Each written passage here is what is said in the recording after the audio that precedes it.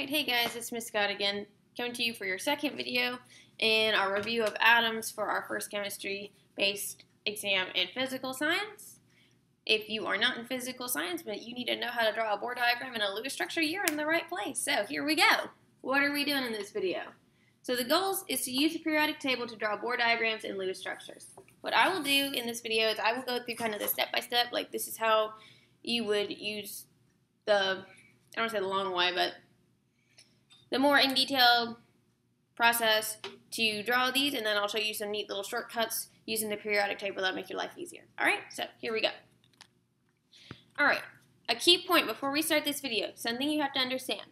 We talked about electrons in our last video, and we said that they were in orbitals. Each orbital in an atom can only hold so many electrons. There's only so many that it will allow. So in our first level, it will only hold 2. In our second level, it'll only hold 8. In the third level, it gets to 18. For physical science, we don't deal with atoms beyond the third energy level. If you're in a chemistry course, you probably do, so you would need to consult your teacher about what to do for that. For my guys, we're only going to worry about this. All right. So the first thing we want to do, we will start by drawing our Bohr diagram. What a Bohr diagram basically is a picture of the atom with all the parts. So it's just like a little snapshot. That's all it is. All right, so first step you need to do with the Bohr diagram. Step number 1. You need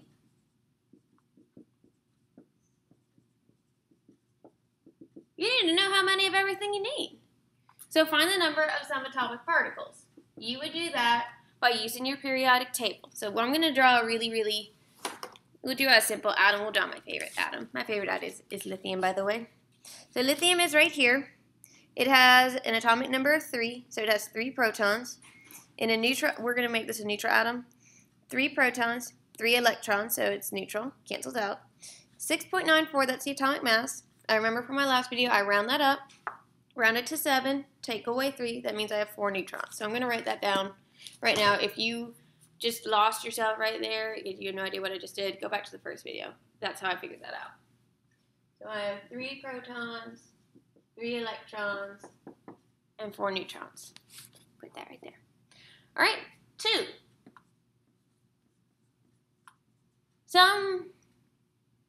I've seen pictures and visuals where the nucleus is not very well defined. I've seen others where it is. I prefer to have a well-defined nucleus. So I tell my kids, draw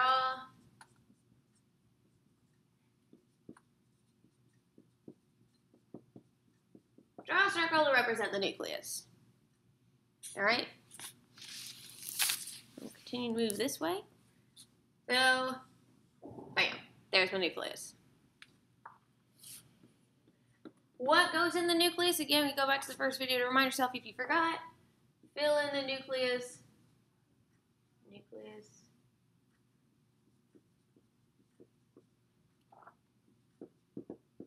You fill it in with the protons and the neutrons. So that's pretty easy. Again, I've seen visuals where there's like actual little pictures, like you draw a little plus sign for a proton and like a little empty circle for a neutron.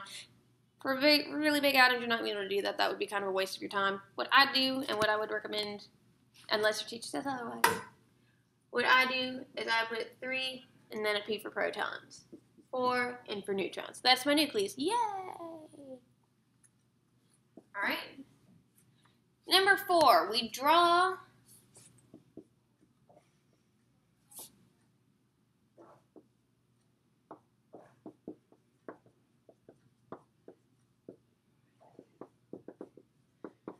Let me explain what this means. Draw dotted circles for the orbitals. I need to figure out how many orbitals I need.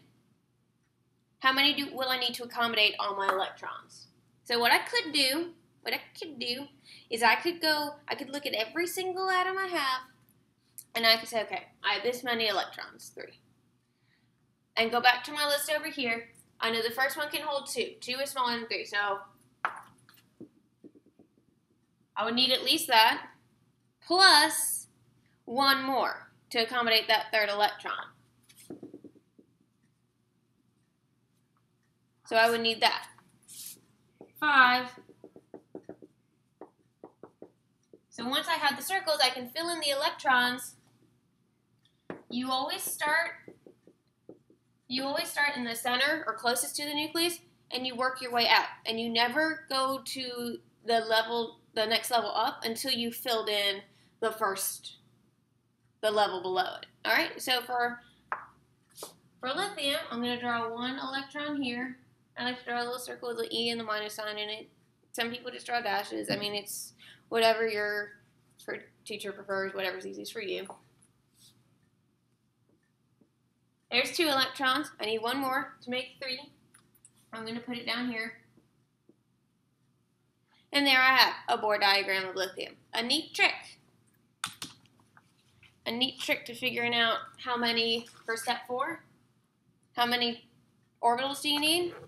There's a reason this table has this like section that's cut out in the middle of it. Hydrogen and helium are row 1.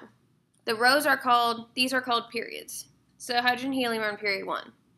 Hydrogen and helium have less than 2 electrons each. They only need 1 orbital. The next one, lithium, beryllium, lithium starts 3 and then it goes all the way to neon, which is 10. That's the second period. The second period can hold 8 electrons, plus 2 in the first, that's 10 total. Neon, the biggest element in this period, has 10 electrons. So it would need right up to that second level and fill it up. The period matches how many orbitals you need. So if I'm in the first row, and this is a row, even though it's only 2 little stragglers by themselves, it would have 1 orbital. Here you would have 2 orbitals. Here you have 3 orbitals. And again, you could draw Bohr diagrams all day long to prove this to yourself. Each period, as you go down a period, go down the periodic table, you add another layer of electrons. That's a trend. Use it. All right? So that's how we draw a Bohr diagram.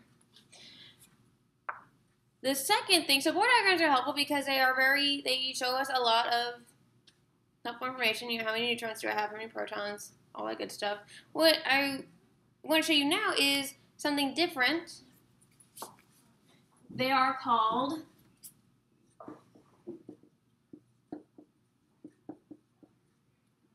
Lewis structures.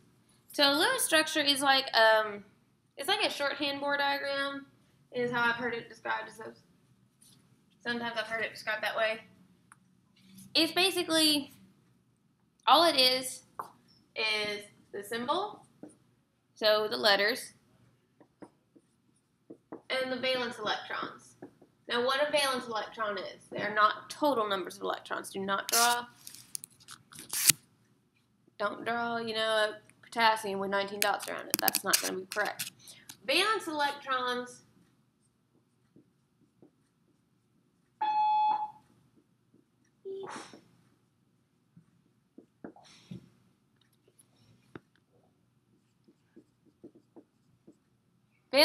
are electrons on the outermost orbital. So they are the ones that are furthest away from the nucleus on that last level.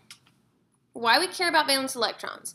Valence electrons are the only electrons that end up interacting with other atoms. They are the electrons that either leave, or that's the shell of electrons that will become filled up when we talk about ions. So they're the ones that make chemical reactions happen. All right, so draw a Lewis structure. It's pretty easy. 1. And you should draw your symbol. I really shouldn't say draw, I should say write because they're letters. So let's say it's lithium, because that's what we drew a Bohr diagram of. So lithium, Li, bam. Woo.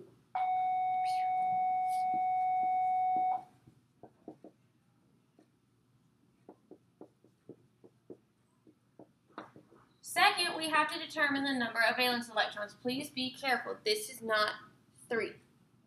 Valence is not total. Unless it's hydrogen or helium, is going to be different. All right? So what I could do, I could draw my Bohr diagram for all of these. So lithium has 3 protons and 4 neutrons. It's got an electron here, an electron there. And it's got another electron up here on this outer level. This This guy right there, that's your valence electron. These other two won't interact with anybody. They're going to stick around with each other on this orbital. This is what's going to interact with other atoms. Lithium has one valence electron.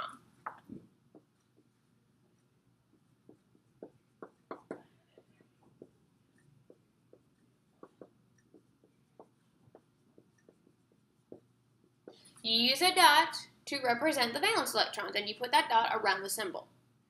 So I like to start mine. I always start at the top and work clockwise. As far as I know, and somebody correct me if I'm wrong, it does not matter where you start as long as you work one way and you're consistent with it. You're not just putting dots all willy-nilly. So I would put one dot right there. And what this tells a person who's looking at this is that this is lithium. It's got 3 protons, because you could read the periodic table, and it's got one valence electron that's going to interact with other atoms. A neat trick. If you don't want to draw Bohr diagrams for every single atom, that you have to make a Lewis structure for, which I hope you wouldn't, because that would take a lot of time. Lithium has one valence electron. Hydrogen has one electron. So you draw one little circle, and there's one. That is the valence electron. So it's also got one. Lithium's got one. Sodium has 11 electrons. So I would put 2 on the first row, and then 8, and that makes 10. So on the next one, I would have one more. Ooh, do you see a pattern? It's a pattern. Yay. So the rows were periods. These are called groups. The columns are groups. And in this periodic table, and hopefully on yours as well, you have groups A, and then down here groups B. We don't worry about groups B. Ignore them for right now. Pretend they're not there. Basically, the group number is going to tell you how many valence electrons there are. So in here, you have one valence electron. I could make a Bohr diagram for every single one of these, and I would find that there's one valence electron. Yay! Group 2, beryllium. It has 4. I would put 2 on the first one, 2 on the next one. Magnesium, same deal. It has 12. I put 2 on the first one, 8. That makes 10. Okay, go to the next one. I need 2 more. All of these will have 2 valence electrons. I skipped the transition metals because they're weird. We don't deal with them right now. Don't worry about those. Jump over here to the next A group, 3A. 3 valence electrons, 4 valence electrons, 5, 6, 7, and 8. You'll never have a Lewis structure that has more than 8 valence electrons. You should never have more than 8 dots going around it. Alright, so find some practice dealing with that. If you have a periodic table, I would recommend you go mark notes on it with the trends. As you go down the rows, you add more levels of electrons. As you go over, you add more valence electrons, 1, 2, all the way to 8. All right, if you have questions, please comment and I will get back to you.